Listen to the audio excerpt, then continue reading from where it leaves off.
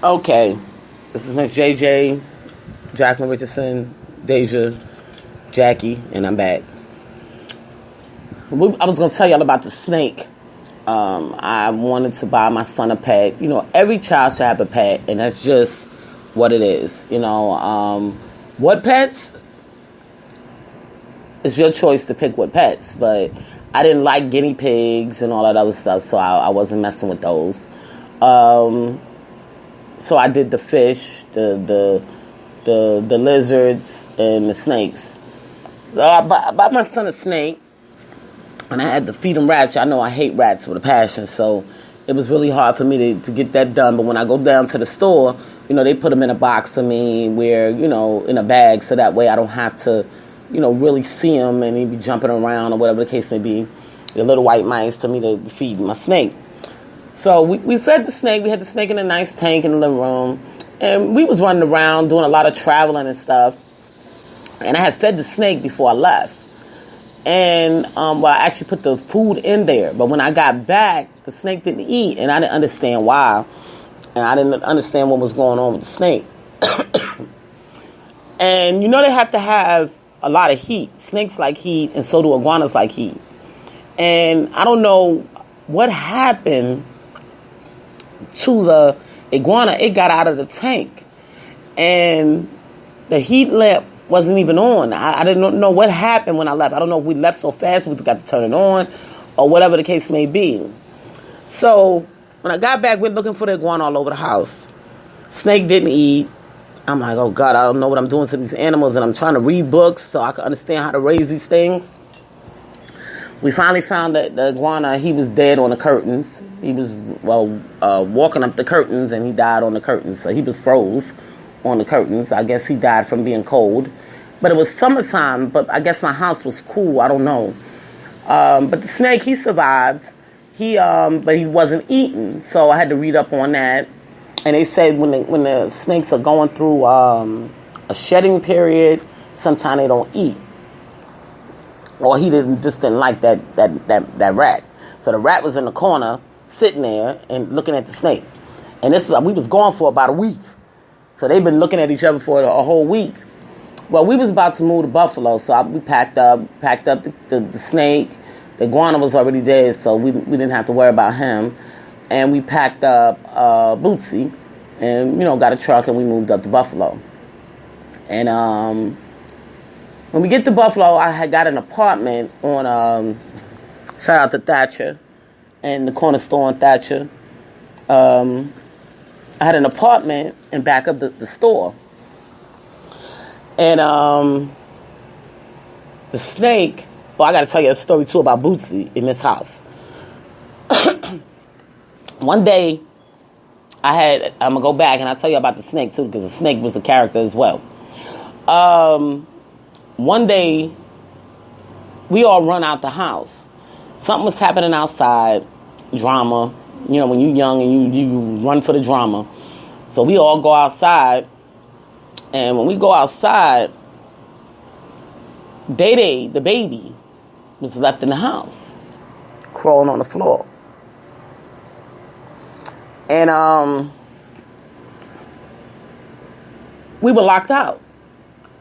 And Day, he was like 1.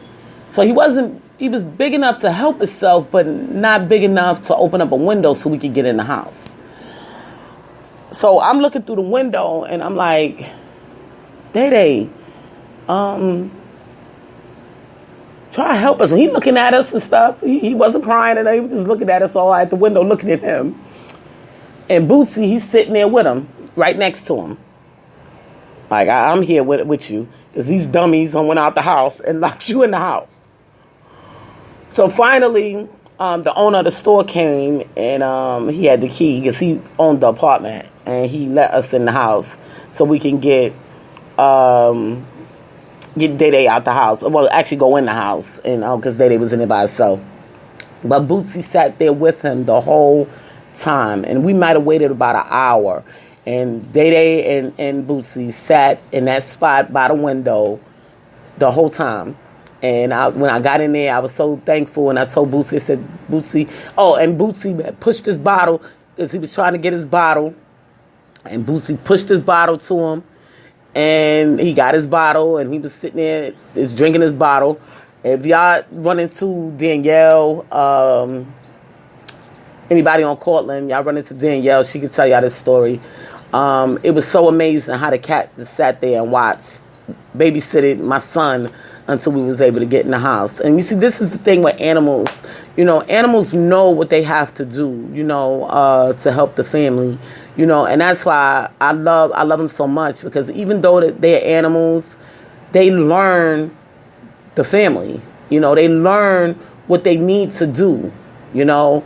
And, you know, some people hate pets. I dislike a person that hate pets, you know. And I tell y'all again, even though I'm one that have allergies, I still interact with animals, even though I know it can kill me, but I try to get some medicine in me, because animals are wonderful.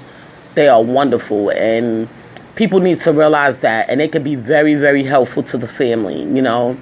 And that wasn't the first time Bootsy babysitted him, you know.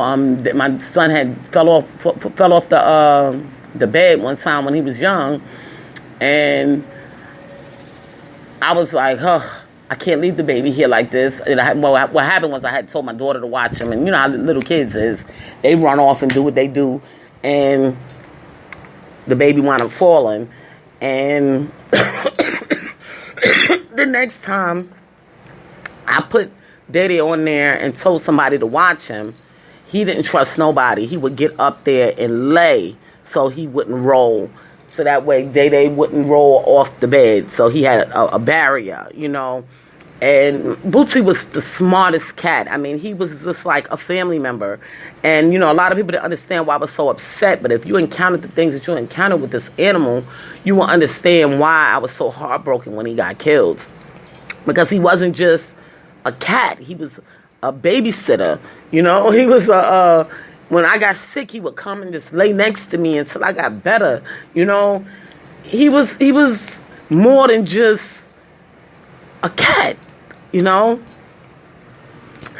Anyway, going back to the snake now. So we moved in this house, and I had put all these weights, because they told me in the book that you have to put weights on the tank so the snake wouldn't get out. Well, I put 50-pound weights on each side. That snake, 100 pounds was easy for it. Okay, that's how big she was. She got out the tank. We looking for her for days. And I have to sleep in this house with this ball python running around the house. I don't know where this snake is at. So we all sick, all of us. It was crazy. It was me, Danielle, Nakia, my son, and may he rest in peace, Shadi. He was with us. And Day and Shaquana, we all stayed in our house. And we looking for the snake. Well, every Saturday night, I would get the records out and we would dance. This is what we did. Every Saturday evening, we will be the Supremes, the five Heartbeats. This is what we did. And Bootsy would sit there and watch us, be our audience. And and Day would be our audience. And this is what we would do. We would, you know, dance for the kids and have a good time. Well, this particular Saturday, I'm going up inside the closet to look for the records so we can get, you know, see what records I'm bringing down. And I go up in the closet, and guess who I find? The snake. Ooh-wee. I was so afraid because she was, like, bigger than she was before the fact. Before, you know, she disappeared. And all her skin had shed it off. So it was like a whole piece of skin connected into snake form in the closet. So I grabbed her, went and got a towel, and I grabbed her because I didn't want to, you know, touch her. And, like, she tried to do something. So I just grabbed her up, and I brought her down out of the thing. And my friend Danielle, she knew someone that had snakes from the other side of town. So we called him up, and I said, this snake got to go. So he said, all right, I'll take it. Because he had already had grown snakes. So he said, all right, I'll come and get her. So he came, and he took her off my hands, because that was the worst thing ever, to be sleeping in a house for 3 days and not knowing where this snake is. And this particular snake is the type of snake that will choke you or squeeze their prey before they eat. So that was my biggest fear of the snake getting my son, my daughter, myself, because she was so big. She just got so big, you know. When we got her, she was a little thing. I didn't think she was going to grow that big.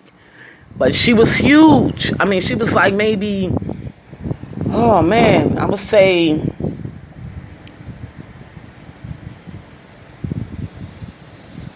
maybe 5 feet. I can't be sure, but she was big. And I just said, I can't do this snake thing. So that's when we left the snakes alone. I said, God done showed me that this is not where snakes belong. They don't belong in the house. They belong in nature. I can't do the snake thing in the house. But we tried. We tried, people. Next animal. Y'all heard about Bootsy dying. Remington. Remington started out in Buffalo. We moved him to New York because where I was living at, they didn't want dogs, so I had to get rid of him. And we took him to my mom because my mom needed a dog. She was getting older, and dogs are great companions for the older people and elderly, to keep them active. And just so they can have someone around. So I gave the dogs to my mom. And Remington was a character too. My mother called me up and said, Remington is lost. And I'm like, Remington is lost? What do you mean? Remington jumped out the car. And I said, what? Wait a minute. Hold on. I'm not getting the story. My dad used to take Remington and put him in the car. You know how people do. They put him in the cars and drive around with the dogs. You know, Remington was sitting in the front seat with my dad. My dad had a Navigator. So, he would sit up high in the seat. And my dad rolled down the window so he could have the air. You know how the dogs stick their heads out and stick their tongues out to get air, as they're driving. Well, somehow Remington got out the car. And my dad had to go home and tell my mother this. So my mother was a crazy fool. Okay, she was fighting my father about Remington and yelling, screaming, calling me up. She took 2 days off of work because Remington was lost. Okay? It got so bad, I thought I was going to have to take a trip to New York. By this point, I was living in Maryland, but Remington was in New York. And I was like, oh, God, this is crazy. She calls me up and says, Jackie. I said, what, Mom? I said, here we go about this Remington thing. Guess who came home? I said, who came home, Mommy? She said, Remington. I heard some barking outside the door. And Remington, I opened up the door and there was Remington. He came home. But it was like 3 days later. So we don't even know where Remington was. Okay, but Remington found his way back home after he jumped out the car. So my mother, she was like really weary. She wouldn't let Remington ride in the car no more. She just was feeling some kind of way. Everywhere she went, even when she came to Maryland to visit me, Remington had to come. She would never leave Remington by herself. That was her fear of losing Remington. When I told her I was able to take Remington, this is a sad moment for me. Because she kept saying, what's going to happen to Remington when, if I pass away? And I'm like, Mommy, I can take Remington. Don't worry about that. And she's like, you sure? You going to be able to take care of Remington? And I said, yeah, I'm going to be able to take care of Remington.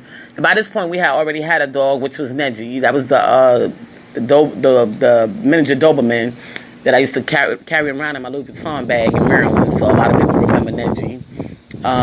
But when I got Remington, I couldn't afford to take care of both dogs. Because by this point, I'm an adult. Okay, I'm grown now. And I know the benefits of making sure your dogs and your animals go to the doctor on a regular basis. Remington used to go to daycare. I wouldn't leave him at home. Like if we went away, matter of fact, we had came down to the Carolinas. Remington was at daycare the whole time we was in the Carolinas. I wouldn't leave him at home by himself, you know. So these are the things that happened, you know, when I became a full-fledged adult, knowing my responsibility of taking care of these animals. When you get these animals, these are the things that you're supposed to do, you know, make sure they get checked. And Remington had a few surgeries. He had cataract surgery. He had to take heart medicine once a week because he was getting old, and I would run him around so he can lose his weight, and he lost his weight. We lost weight together because he was just so fat. My mother had him so fat where his little legs, he couldn't even walk, you know. So it was sad, you know, when I looked at him, and he fell out one day on the ground in front of my building in Maryland, and we was all standing around. I was hoping he didn't die because my mother had just passed away. And I'm like, oh my God, the dog passing away too. This is crazy. But he was sick, so he just dropped to the floor, and he could barely walk. He was just, I guess, tired. And then he finally got up, and I brought him back into the house, you know. So we went through some challenges with Remington, but I was able to snap Remington back into health, you know, by taking him to the doctors regularly, and he survived it. And when I lost my home, I couldn't take him certain places, you know, so I wound up getting a friend in Delaware. I mean, not in Delaware, in Maryland to take him. And his father needed a dog because his father was, you know, older and alone. And he wound up moving him to Delaware, Remington to Delaware, and getting him the health services that he needed. So that was a blessing. So Remington is, well, I hope that Remington is still alive, but Remington now resides in Delaware. Neji wasn't really, he didn't have too much character. We gave him character. We put clothes on him. We put him in the purse, you know. We just gave him character. Neji was just, he was just laid back, you know. He was actually my son's dog. Before we got Neji, Dejour had an iguana, a big one, and we had a hurricane. I forget which hurricane in Maryland. A lot of the hurricanes touch down in Maryland when it comes up the coast.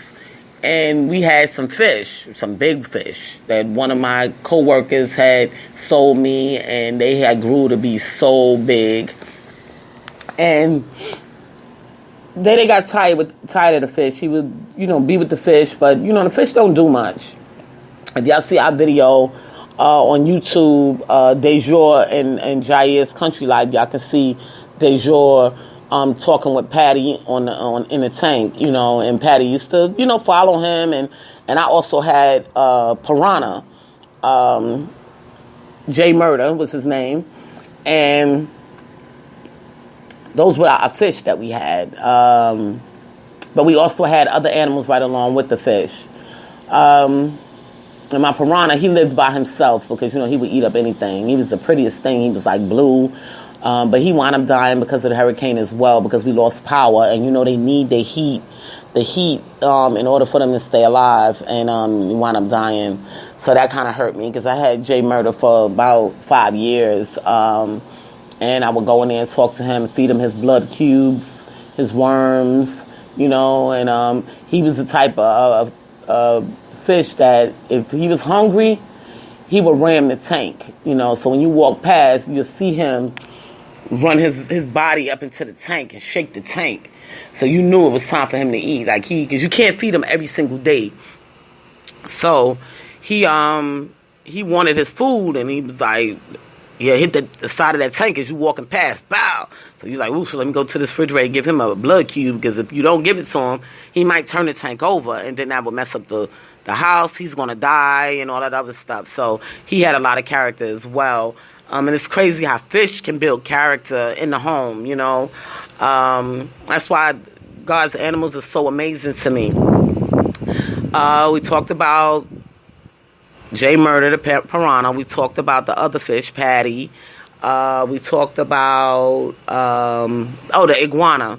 We didn't get to keep the iguana that long. This iguana was pretty big. We kept him for quite a while, but not as long as we should have been able to keep him. We had to get rid of them. The place that I was living at in Edgewood, Maryland, called Woodbridge, we had a bad hurricane and the lights were out for like about 14 days. And he didn't know what happened to his iguana when he was a baby. However, I told him the story, so he remembered that the iguana needed to stay warm. And my son never really came out much, but he said, Mommy, I think he's sick because he wasn't eating. And he said, I needed to bring it outside to sun itself. And he brought it outside and sat it down in the parking lot and let it get some sun, and he started walking then. So we knew he was getting better. However, these nosy neighbors tell our complex manager about it, and she wrote me a letter stating that I had to get rid of the iguana, and my son really loved that iguana, so that hurt him really bad. So we wound up contacting somebody on what is it, I forgot the name of the app where you can get stuff for real cheap. We wound up giving the iguana away for free, the tank and everything, but it hurt him so bad. And our iguana, he was about maybe 2 feet, but he needed to sun himself. He needed to be outside. And if I'd have known it was going to be a problem, I was at work when he did it, I would have took him outside the community to do it. We would have just wrapped him up in a towel and brought him in the car, because there was plenty of parks. But, people can be so hateful, and that's what you got to watch out about, But I didn't know that iguana was a problem, you know what I mean? But the lady said she was scared of it, and she walked in the parking lot and saw it, and she was afraid. So we had to get rid of the iguana. I think that concludes all of the animals, y'all, that we've had. We had a couple of other cats that just ain't even worth talking about. One that scratched my daughter's face, and she still got the mark on her face from that. That cat had to go. We had another cat that I tried to love in Buffalo, but I just couldn't gain that love for that cat because I still had that Bootsy in me, So we've had so many, and I come down here to Charlotte, and the kids was bringing me animals, and I was saying to myself, like, we want an animal, but this complex that we live in, they don't like animals like that. So I was stuck without getting an animal here. So we feel incomplete. So that's why I'm working myself to get out of here, so that way we can get an animal and live the life that we used to live in. But God gave me all these geese to look at every day when I feel like I need an animal in my life, because animals give you sometimes a feeling of security, and the love. Just like yesterday, y'all saw the video. I was just sitting here on my balcony, and here they come, and they all just stood out here, and I was like, wow, and I needed that, So let me get y'all on video so that people can see what y'all do. And they going right now. They flying around doing their own thing. They don't come over here that much anymore since I don't feed them. So it was amazing that they all came and just stood over here for me, so for that moment, so I can get that video for them, of them, But yeah, Jackie is a big lover. Jackie Deja, Jacqueline Richardson, Miss J.J. Diamond, whatever y'all call me, is a big lover of animals. Very big lover of animals. One day I hope to possess a monkey. I want to buy me a monkey. I don't like llamas. I don't like those things because they spit on you, and I've been spit on by a llama in Maryland. Them kangaroos, I don't like them either because they be jumping around too much. They just don't stay still. I guess if they don't feel comfortable, they start jumping around a lot, and you can't get too close to them. The deers, I see deers all the time. I was seeing deers every day in Maryland. So the deers are not really that how can I say it? I'm not that amazed with the deers, but I do, I showed y'all some videos of the deers and her babies walking around. But yeah, I really love animals, and now that I'm here, in Charlotte, I get to see different birds. Like we have a pelican out here.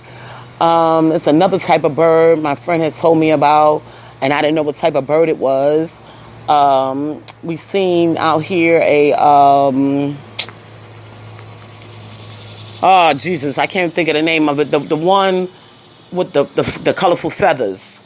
We had one of those that stopped by and was chilling out here. They fly and move on to wherever they go, and they visit people and then keep it moving.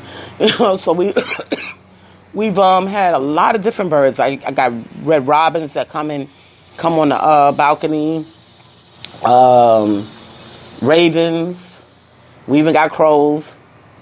So many different type of birds. So right now I'm just enjoying the nature of the birds.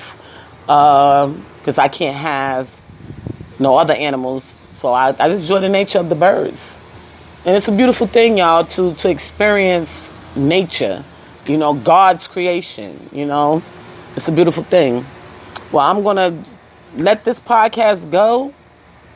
This is the second part of the Dowdy and Rodriguez family. Animals that came through our lives. Tomorrow I'm going to be talking about, here they come. Y'all hear them? They getting ready to land, I think, y'all. Because they do that circle. They do that circle and then they land. I don't know. And I think they kept on going. They said not yet. But I like when all of them come and land. And then they go across the water. I showed us, if you go on my Instagram page at Miss JJ Diamond 07, I believe it is. You'll see the video of them landing. But sometimes they come in and they'll all just land on the water. Be like 30 of them. And then they'll just skirt across the water. It's so pretty, y'all. I love it. Those that love nature. For those that don't, of course, it ain't going to be, amazing to you. But for those of us that do love animals, it's very amazing. But tomorrow I'm going to be talking about being married. Okay, for those that don't know, I've been married twice. Okay, and I'm going to talk about the things that I learned in relationships to get me to got me to this point of life. Knowing the things as a wife. I got married really, really young, people. And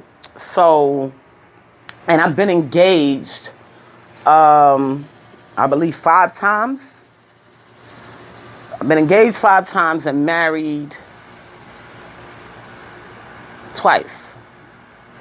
And I didn't know nothing about marriage and, all these things. But, you live and you learn. And that's what makes you a better wife as time goes on. And the same with a husband, you live and you learn, And the marriages may not work, but it teaches you as time go on, what to expect, what not to expect, red flags, like things that I put up with back then, I would never put up with now, So, yeah, we're going to be talking about my marriages tomorrow. People ask me, am I getting married again? I'm not sure yet. I'm still not sure. This man has to be top notch. That's all I can say. Okay. And when I talk about top notch financially, I'm talking about top notch when it comes to family. Okay, because being in a married relationship, and then, yes, he has to have financial as well. Don't get me wrong, but in a marriage, there's a lot of things that both parties have to come to a medium with, and I will tell you some stories tomorrow of things that I went through in my marriages and in my young marriages, and things that I might have tolerated then that I will not tolerate now, and I will stand my ground. Red flags with certain men where I say, you know what? I might have liked you before I saw the red flag, but now I don't want nothing to do with you. You know what I mean? So, and that comes from me living life, and realizing the red flags of some of these men, and being in relationships. So we will talk about that tomorrow. So y'all stay tuned for that. Y'all gonna hear about Miss JJ with Jackie's marriages. Like I said, I've been married twice. I got married really, really young. I got married my first marriage. When I got married, I believe I was 19. I think I was 19 when I got married. So I didn't know nothing about being a wife. And I was sick. I was not only sick, I was living at home, but not living in the house with the adults. I was living in another apartment, with my family. I had a child, so it was a lot, that I was going through. I was in college, so it was a lot, and I had to learn a lot. You don't just wake up overnight and know how to be a wife or be a husband. So it takes time. You have to learn from others, simple things that could have been fixed or revised back then. It's simple now, but back then it seemed like a big deal to us because we were just getting into these marriages and you're so young, so you don't know, And then when the pastor talks to us about getting married and the things that you're supposed to do in a relationship, when you're young, you really don't know about this stuff. You're listening to the pastor, but you're saying, yeah, okay. Yeah, they say to death do your part, and you're supposed to honor and cherish and all this stuff. So you're saying to yourself, okay, we can do this. But then as soon as you can't get your way or they can't get their way, that's when the problem sets in, instead of trying to meet each other halfway. And I will tell y'all about my first marriage and what led us to a divorce. And it wasn't too much of, we didn't really fight like that. My first marriage, we were talkers. If there was an issue, he stated his case, I stated my case, and we moved on, so there was no big drawn out, we fighting, arguing, in front of the kid. No, it was none of that. But we'll talk about that tomorrow. I love y'all all. I thank y'all for listening. I thank y'all for downloading. Even though that some of y'all go onto iTunes and Spotify and listen, but some of y'all actually download my podcast. And I don't know if y'all using it for y'all podcast or using it for something else, but I appreciate that. Right now I have 2,700 downloads. Okay, where people have downloaded my podcast, and this is why I get on every day. And sometimes it's so hard for me to figure out what I want to talk about, but I try to do what's trending, Right now, yesterday was National Dog Day, so that's why I decided to talk about the animals. If something is going on in America and I need to speak about it, I speak about it, But y'all are the ones that make me get on this podcast every day, So this is why I do it. I do it for y'all. And tell y'all my stories or tell y'all what I've been through so y'all can use that to better yourselves or to even help someone else. Or just to listen to how Miss JJ Diamond or Jacqueline lives. Because a lot of people you have a lot of people out here, they'll tell you 1,000,001 stories about how a person lived or how they was or whatever the case may be, and they don't even know the facts. And that's the thing. And it's always best to hear it from the horse's mouth. I'm a very humble person. Granted, I came from living in the project area, but I lived my life accordingly. And it was a lot of us that did, granted, we had to go out there and we fought, we argued with people, this is what it is when you live in the ghetto. However, there was a lot of us that still was humble and lived our lives accordingly, and I was one of those, So, I will give y'all some of those stories time and time again so y'all can learn about the person that's behind that music, and why I talk about certain things and understand who Miss JJ Diamond is. Well, I love y'all all. Once again, I thank y'all for listening. This is Miss JJ Diamond, Jacqueline Richardson, Jackie, Deja, and this is the conclusion of this podcast, and I'll see y'all tomorrow.